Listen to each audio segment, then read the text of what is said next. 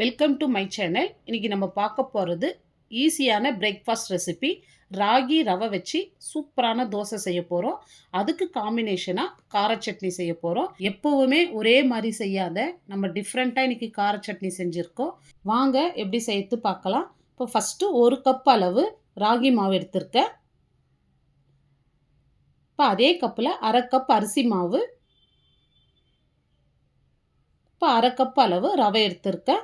வறுத்த ரவை, வறுக்காத ரவை எது ஒன்றாலும் சேர்த்துக்கலாம். இப்போ அதே கப்பில் 3 கப் அளவு தண்ணி சேர்த்துக்கலாம். இப்போ தேவையான அளவு உப்பு சேர்த்துக்கலாம். இப்போ இதை கட்டி இல்லாத ஒரு விஸ்கு வச்சு இந்த மாதிரி நல்லா மிக்ஸ் பண்ணி விட்டுங்க. இப்போ இதுக்கு பதிலாக நீங்கள் கரண்டி வச்சு கூட மிக்ஸ் பண்ணிங்க. இப்போ இதில் பொடியாக கட் பண்ண வெங்காயம் சேர்த்துக்கலாம். பாதி வெங்காயம் சேர்த்தா போதும், அதிக வெங்காயம் சேர்க்காதீங்க. இப்போது நல்லா ஒரு பெரிய துண்டு இஞ்சா நல்லா பொடியாக கட் பண்ணிட்டு சேர்த்துக்கலாம். இப்போ பச்சை மிளகாய் நான் 3 சேர்த்துருக்குங்க. உங்கள் காரத்துக்கு தகுந்த மாதிரி நீங்கள் பொடியாக கட் பண்ணிட்டு சேர்த்துங்க. இப்போ கருவேப்பிலை நல்லா பொடியாக கட் பண்ணிட்டு சேர்த்துங்க. நல்லா ஒரு கை நிறைய பொடியாக கட் பண்ண கொத்தமல்லி இதை சேர்த்துட்டு நல்லா மிக்ஸ் பண்ணி விடுங்க. இப்போ இதை மிக்ஸ் பண்ணிவிட்டு 10லேருந்து 15 நிமிஷம் இது ஊறட்டும். இது ஒரு சைடு இருக்கட்டும். இப்போ நம்ம சட்னி செய்யலாம். இப்போ காஞ்ச மிளகாய் 10 நிமிஷமாக சுடு தண்ணியில் ஊற வச்சுட்டு இருக்கேங்க. ஒரு மிக்ஸி ஜாரில் நம்ம ஊற வச்ச மிளகாய் சேர்த்துக்கலாம்.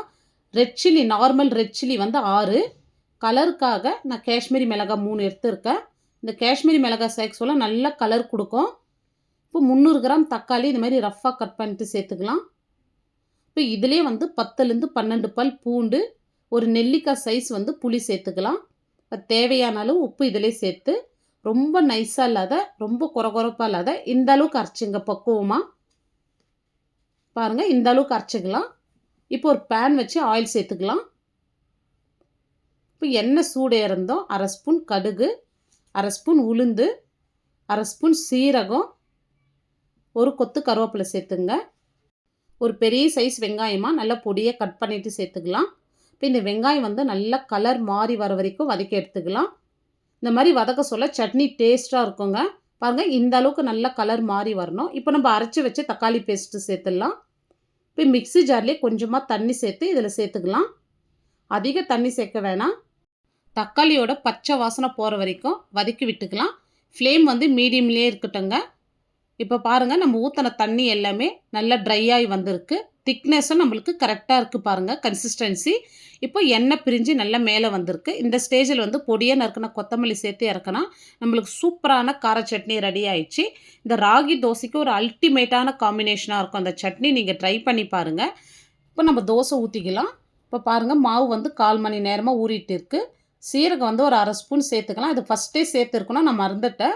இப்போ அடியில் எல்லாமே போய் செட்டில் ஆகிட்டு இருக்குது. இது நல்லா மிக்ஸ் பண்ணி விடுங்க. இப்போ கன்சிஸ்டன்சி கொஞ்சம் திக்காக இருக்குது. இப்போ நான் 1/2 கப் அளவு தண்ணி சேர்த்துக்கிறேன். இப்போ டோட்டலாக 3/2 கப் அளவு தண்ணி சேர்த்துருக்கோம். இப்போ தவா வச்சுருக்கேன். தவா நல்லா ஹீட் ஆகிருக்கு பாருங்கள். இப்போ மீடியம் ஃப்ளேம் வச்சுட்டு நம்ம தோசை ஊற்றிடலாம். இப்போ தோசை பாருங்கள், இந்த மாதிரி ஊற்ற சொல்லவே ஹோல்ஸாக வரணும். அப்போ தான் மாவோட கன்சிஸ்டன்சி கரெக்டாக இருக்குது. இப்போ நம்ம திருப்பி போட்டுக்கலாம். இப்போ திருப்பி போட்டு எடுத்தால் நம்மளுக்கு சூப்பரான ராகி தோசை ரெடி ஆயிடுச்சு பாருங்கள்.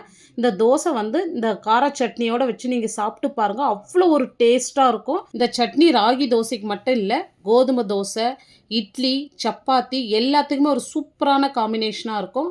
ஹெல்த்தியான பிரேக்ஃபாஸ்ட்டை சிம்பிள் அண்ட் ஈஸியாக செஞ்சுருக்கோம். நீங்களும் இதே மாதிரி செஞ்சு பாருங்கள்.